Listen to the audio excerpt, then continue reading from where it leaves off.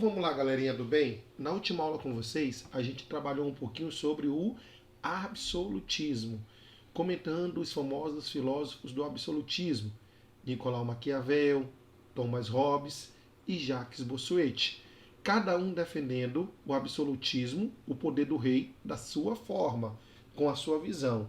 Era uma forma de enraizar o poder político na mão do monarca.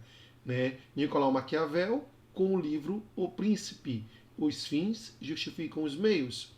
Thomas Hobbes, o livro Leviatã, né? O homem é o lobo do homem.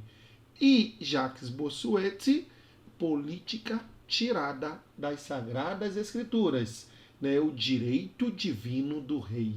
Então você vai observar que aí vai surgindo os reis absolutistas. Mas, Franciélito, como é que esses reis fortaleciam o seu poder? Como é que o Estado vai tomar corpo? Como é que o rei aumenta o seu poder? É aí que você pode até comparar com os dias atuais, um governo, para ele justamente conseguir o apoio popular, ele ser forte politicamente, ele tem que ter o que, Francélito? Uma economia que passe segurança, uma economia que gere renda, que gere emprego, uma economia que dá uma sustentação à nação. É aí que você vai observar que o que é a economia nos estados absolutistas? Entra o mercantilismo. Um conceito bem básico de mercantilismo. O que é o mercantilismo, Fran? É a intervenção do Estado na economia. Quem é que controla a economia? É o Estado. Em outras palavras, é a política econômica do Estado absolutista, o mercantilismo. Tá certo? Então quem é que controla a economia? O Estado, que é o rei, tá? Então isso vai ser fundamental. Quanto mais forte o mercantilismo, mais forte é o rei, mais forte é o absolutismo. Então é uma prática de intervenção.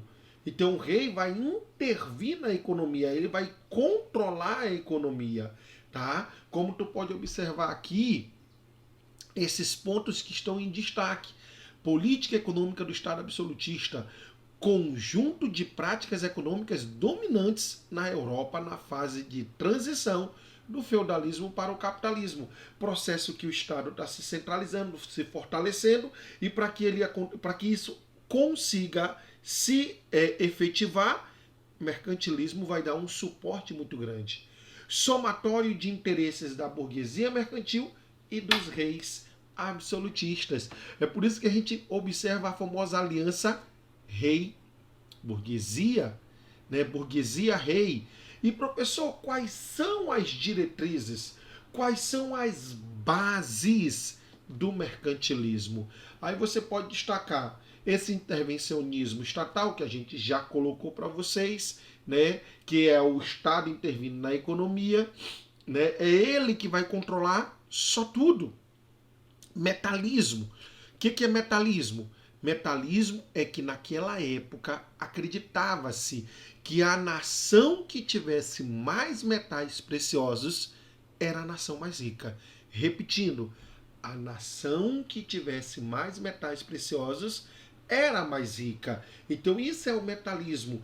Qual é uma nação, Franciélito, que vai acreditar fielmente nessa diretriz, nessa base? É Portugal. Portugal vai seguir assim, a ferro e fogo, o metalismo. Não é à toa que, se tu lembrar, quem foi que sucateou o ouro do Brasil? Não foi Portugal? Quem levou o ouro do Brasil não foi Portugal? Aí alguns podem dizer, e a Espanha, professor? É verdade, a Espanha pegou o ouro e a prata de onde? Justamente do resto da América, né? Então a América espanhola, ela foi literalmente, vamos dizer assim, roubada, tirada o ouro e a prata pelos espanhóis. Só que a Espanha, ela acredita nesse metalismo, só que o metalismo na Espanha tem um outro nome, que se chama bulionismo. Bulionismo. Então, na Espanha, o metalismo é o bulionismo. É o mesmo conceito. Acredita-se que a nação que tem mais metais preciosos é a mais rica. Essa é uma das diretrizes do famoso mercantilismo. Outra fundamental, que até hoje algumas nações levam a ferro e fogo, é a famosa balança de comércio favorável. Né? E o que é a balança de comércio favorável, professor? É o ato de exportar e de importar. Para que tua balança fique favorável, você tem que exportar. O que é exportar? Vender, né? Então é você vender. Então você está vendendo. É o ato de vender mais do que comprar.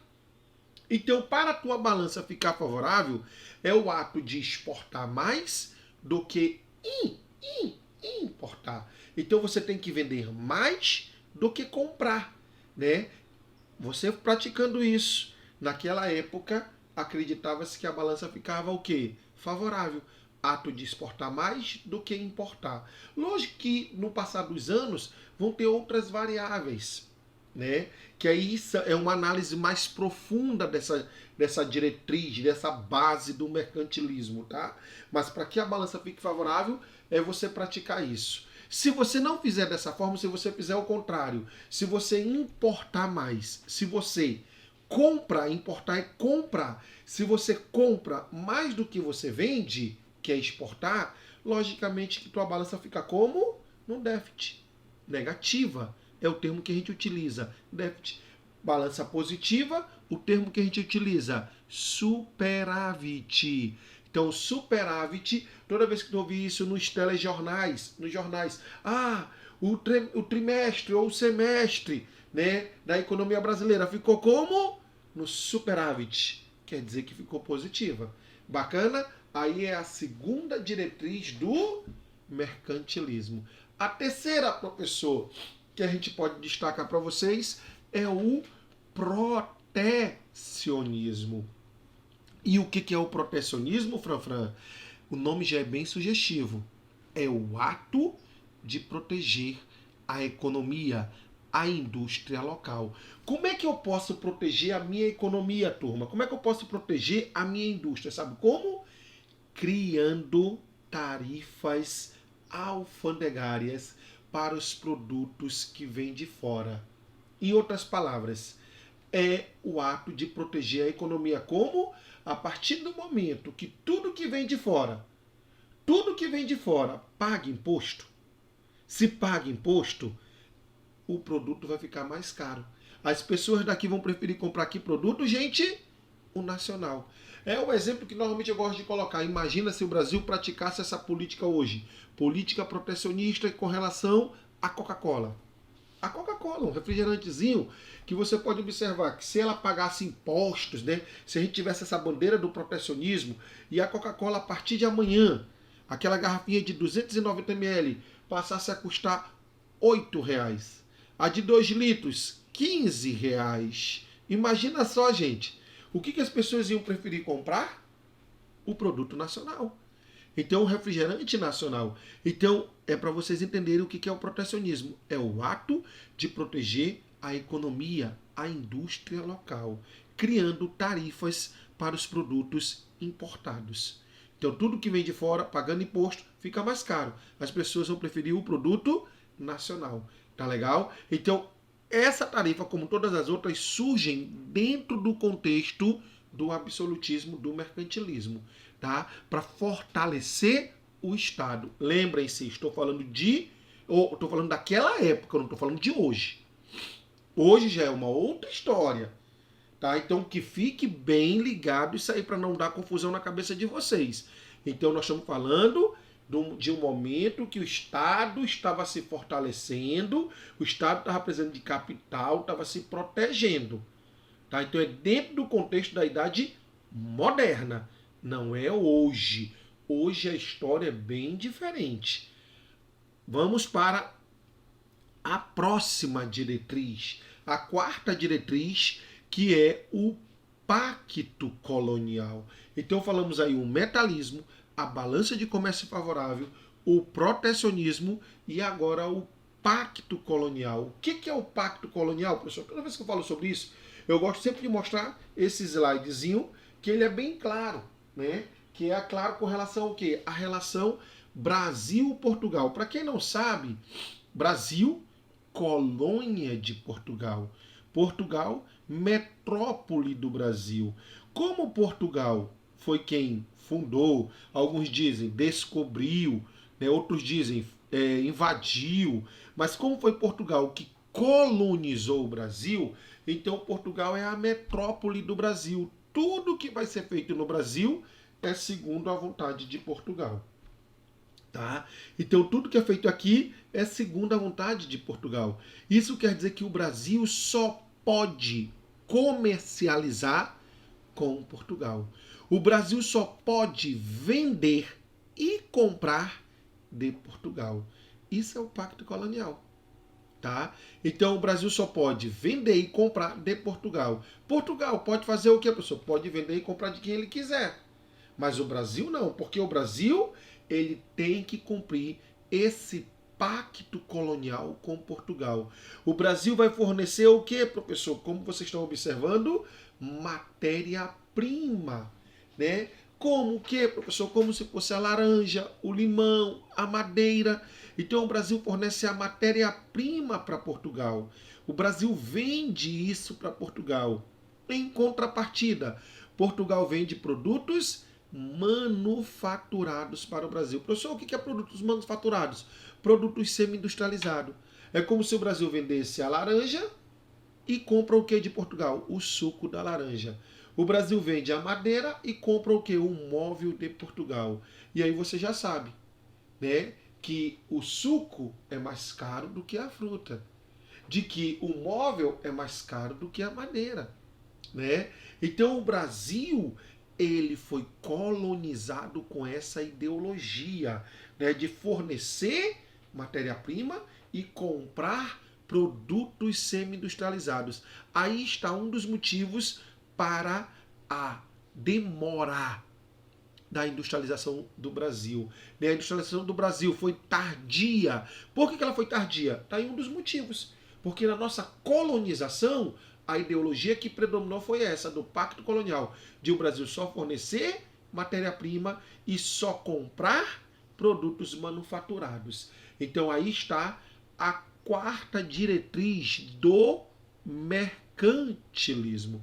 Qual é a quinta, professor? A quinta, turma, é o que pode ser chamado de exclusivismo colonial. Alguns chamam de exclusivismo colonial ou também chamam de monopólio de comércio. Mesma coisa. Exclusivismo comercial ou monopólio de comércio. E o que é isso, Franfran? Gente, o monopólio ou exclusivismo comercial é o quê? É o ato de conceder monopólio. Eu posso explicar, é um pouco parecido com o Pacto Colonial, um pouco. O Pacto Colonial é uma coisa macro, entre colônia e metrópole. O monopólio de comércio é de um produto ou de uma área. Por exemplo, Portugal não tem como explorar todo o Brasil. O que Portugal pode fazer? Conceder monopólios de comércio de regiões ou de produtos do Brasil. Por exemplo, Portugal não tem como explorar o açúcar do Brasil. Então, Portugal pode conceder a um país o quê? Que ele explore a cana-de-açúcar do Brasil, desde que pague imposto para Portugal. Vou trazer para o hoje. A cantina de uma escola. A escola, né, eu sou o dono da escola, só que eu não quero ter dor de cabeça com a cantina da escola. O que eu faço? Eu alugo a cantina para uma pessoa, aonde naquele horário do recreio, só essa pessoa da cantina vai estar vendendo lanche. Ela tem um monopólio, o exclusivismo da venda de lanches para vocês. Eu concedi isso porque eu sou o dono da escola, eu sou o diretor da escola. Compreenderam? Tá? Então é isso que eu quero dizer para vocês. Então, um conceito de monopólio ou de exclusivismo comercial, gente. Qual é um conceito que a gente pode dar? É o ato de conceder exclusividade de um produto ou de uma área para uma pessoa ou empresa. Repetindo, é o ato de conceder exclusividade de um produto ou de uma área para uma pessoa ou empresa. Aí estão as famosas diretrizes do mercantilismo segundo ano. Então isso é fundamental para vocês. Entendam que isso é dentro do contexto do fortalecimento do Estado. Bacaninha, gente? Valeu. Brigadão. Até a próxima.